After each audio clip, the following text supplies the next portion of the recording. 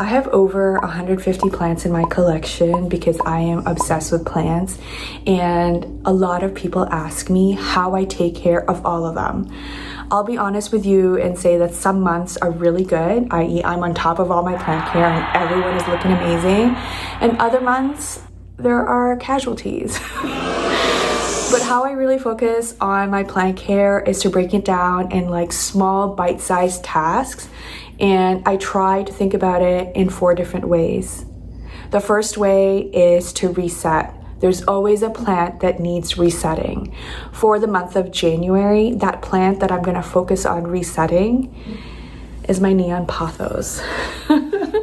I've actually never featured her on my social media account because A, she's basic, but who doesn't love a good neon pothos? And she's grown really long. Like her leaf stem was like over 1.5 meters long. Really leggy, and I really didn't like that. I want something more bushy, more full. So what I'm gonna do, or what I've done, is I've taken cuttings of the neon pothos and I'm going to propagate it in water. It's gonna reroot, and I'm probably gonna replant those cuttings in the pot. The next R, I guess we're going with R themed step approach, is to refocus. So this is, don't laugh. This is my Hoya Crimson Queen. She has seen better days. She used to be very lush. I used to feature her on my Instagram a ton, especially in my earlier Hoya days, because remember how hard it was to get your hands on a Hoya Crimson Queen. Anyway, she looks like this now, and I still love her, but I'm going to refocus my energy and really give her undivided attention this January so she can grow into the beautiful plant that I know she is. I actually recently purchased her own little grow light. It's a Sansi grow light. This is what it looks like. It's just clips onto the pot, and then it's like a little puck light. I like it because it's not intrusive. She actually sits in my living room by the TV, so I didn't want like a full grow light system by the TV because it'll be distracting. But this is what she looks like now, and I promise you guys in December I will provide an update on how lush and beautiful she looks. Part of the reason why she looks like this is because I've discovered a little too late that she was dealing with false mites. It was really tricky because there wasn't a lot of scabbing on the back of her leaves that, you know, would indicate there were false mites that were eating her up.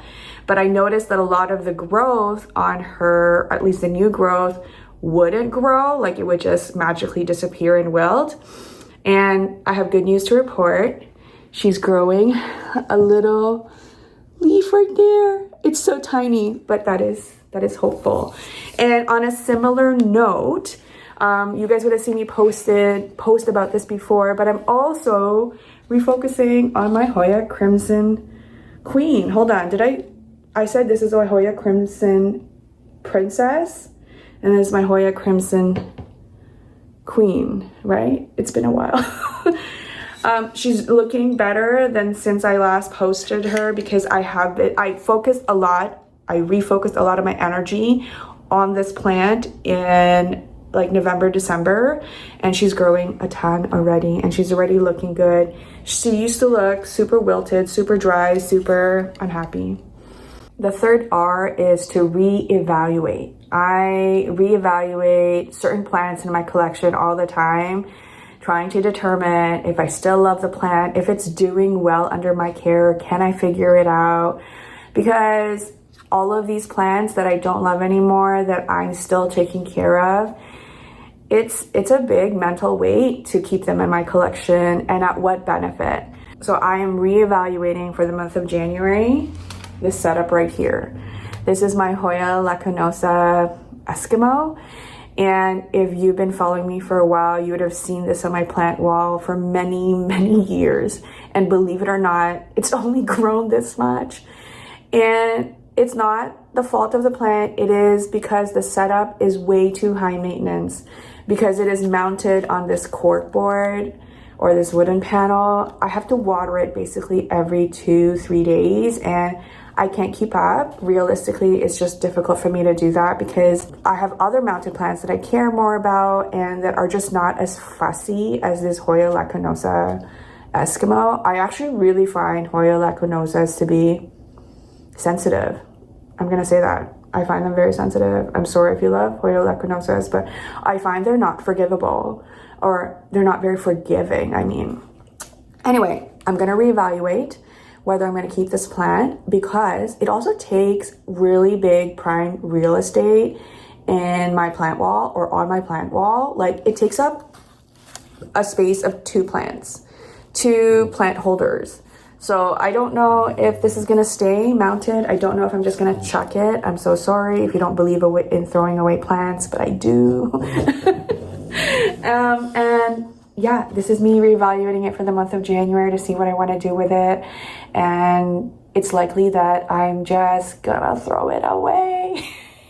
Because I do have another Hoya lacunosa Eskimo, and I would give it to somebody, but honestly, like, you can tell that there's like probably, oh my God, there's probably like false mites on it too, because just false mites are just everywhere. It's so annoying.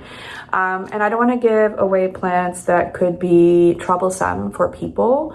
So I would rather just throw it in the garbage. I'm sorry. And last but not least, the best part about owning a plant collection is reappreciating. So rekindling with a plant that you used to love and finding that love again. I haven't featured my succulents on my Instagram for a long time. I don't know why. I mean, I still love a ton of them. So I'm gonna spend the month of January just really reappreciating my succulents, because how cute is this? That's so cute, right? I don't remember the names of most of my succulents because unfortunately there's just so many different names, but this is one of my cute babies. I remember the name of this one because it's a cute name. She is, okay, look how quirky she looks, first of all, right? With this woody stem, okay? That's how long I've had her. She is an Echeveria, she is an Echeveria cream tea. I love that she has like hints of pink on her leaves. And then this is another Echeveria, I guess. And the best part about this plant is that she has like red, almost jewel-like center. I love that it comes really hot pink in the middle. But I'm going to reappreciate and rekindle my love for succulents. I've always loved them, but I just didn't spend enough time with them in 2025, I guess. So if you're feeling overwhelmed because your plants are taking over your life, breaking it down into simple steps is always helpful. That's my mindset at work. That's what my mindset with life. Like, I work in a high kind of demanding, fast-paced role at a tech company, and I'm always overwhelmed. But people always tell me that I never look overwhelmed, and it's because I just break it down into simple tasks.